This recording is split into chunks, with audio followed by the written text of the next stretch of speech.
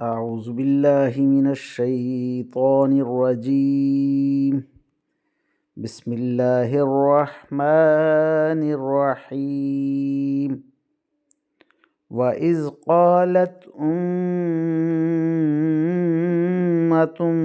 منهم لم تعظون قوما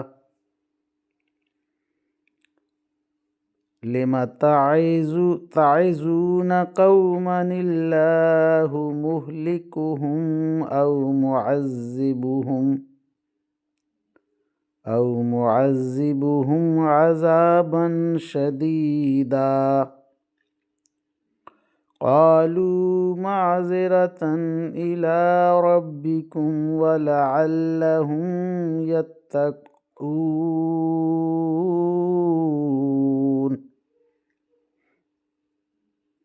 فلما نسوا ما ذكروا به أنجينا الذين ينهون عن السوء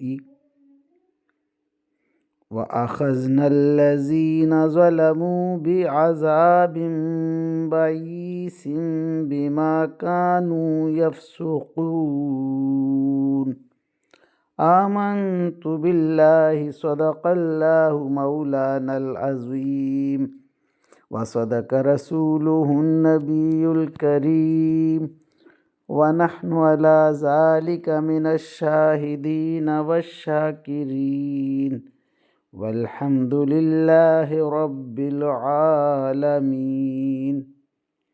ابھی آپ کے سامنے سورہ الاعراف کی آیت نمبر 164 تا 165 کی تلاوت کی گئی۔ انشاءاللہ کچھ ہی دیر بعد عزت مآب راؤ شاہ نواز صاحب انہی آیات کا ترجمہ، تشریح اور تفسیر بیان فرمائیں گے۔ اللہ تعالیٰ سے دعا ہے کہ ہمارا پڑھنا، آپ لوگوں کا سننا اللہ تعالیٰ قبول و منظور فرمائے اور اس پر عمل کی توفیق عطا فرمائے، آمین یا رب العالمین۔ اعوذ باللہ من الشیطان الرجیم، بسم اللہ الرحمن الرحیم۔ ملتان سے روشن وست تمام دوستوں کو السلام علیکم ورحمۃ اللہ وبرکاتہ۔ دوستان گرامی، آپ کے سامنے سورہ اعراف کی آیت نمبر 164 اور 165 کی تلاوت کی گئی۔ اب انہی آیات کریمہ کی آسان تشریح ترجمہ مفتی تقی عثمانی کا لکھا ہوا اور تفسیر ابن کثیر سے حاضر خدمت ہے۔ اللہ تعالیٰ قرآن پاک میں ارشاد فرما رہا ہے، حضرت موسیٰ علیہ السلام کا تذکرہ چل رہا ہے، اور وہ وقت انہیں یاد دلاؤ جب انہی کے ایک گروہ نے دوسرے گروہ سے کہا تھا کہ تم ان لوگوں کو نصیحت کر رہے ہو جنہیں اللہ پاک تو ہلاک کرنے والا ہے یا کوئی سخت قسم کا عذاب دینے والا ہے۔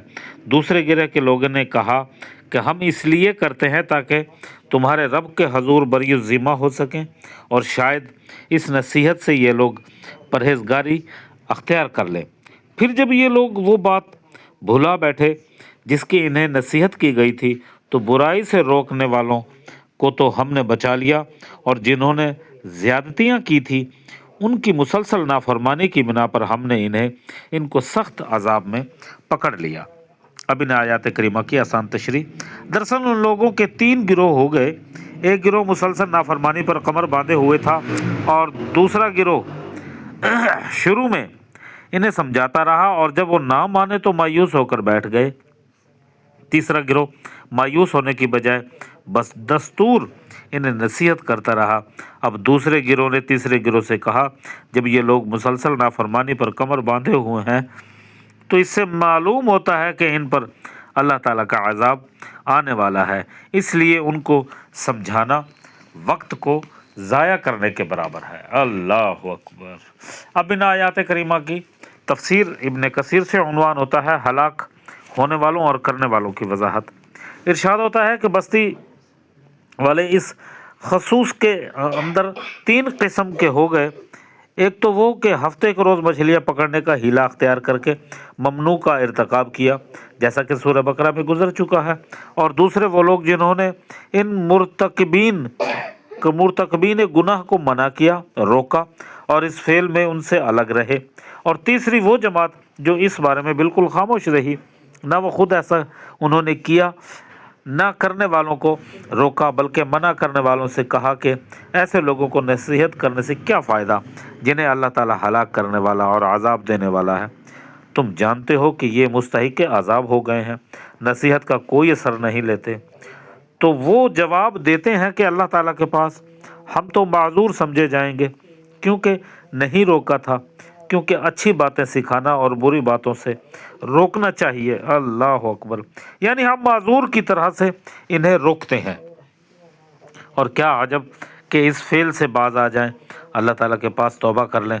लेकिन जब उन्होंने नसीहत को कबूल इनकार कर दिया, नसीहत को कबूल करने से इनकार कर दिया, तो जो लोग इस बुराई से इन्हें रोक रहे थे उनको तो हमने बचा लिया, और इन इर्तिकाब मईसत करने वाले जालिमों को हमने पकड़ लिया और इन्हें दर्दनाक अजाब दिया।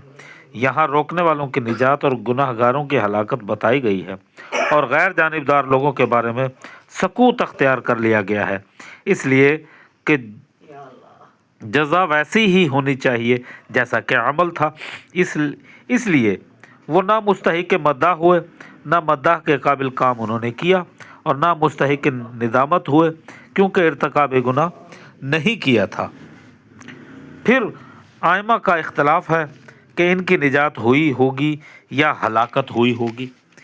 इब्न अब्बास रज़ी अल्लाह ताला अन्हु कहते हैं कि मछलियाँ हफ्ते को रोज़ तो बहुत आती, लेकिन दूसरे दिनों में ना आती। इस पर कुछ अरसा गुजरने के बाद उनमें से बाज़ लोग हफ्ते को रोज़ भी मछलियाँ पकड़ने लगे, तो बाज़ लोगों ने उनसे कहा कि इस रोज़ तो मछलियाँ पकड़ना शिकार हराम है, लेकिन इनकी सरकशी कायम रही, लेकिन कुछ लोग इन्हें बराबर मना करते रहे।